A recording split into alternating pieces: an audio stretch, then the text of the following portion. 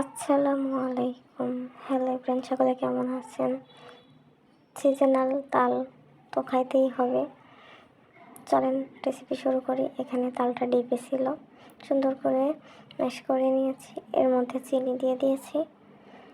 দেন এটা চাউলের গুঁড়া, আপনারা ইচ্ছা করলে আটা বা ময়দা যে কোনো একটা ইউজ করতে পারেন, বাট আমার কাছে মনে হয়েছে চাউলের গুঁড়া বেস্ট। দেন নারকেল কোড়া দিয়ে দিয়েছি,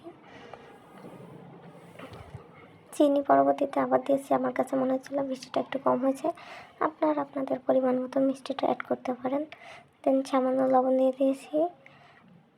মিক্সড করার ফ্রাই করে নিচ্ছি। এখানে যদি আপনারা বেশি ক্রিস্পি চান তো একটু ডিপলি ফ্রাই করবেন।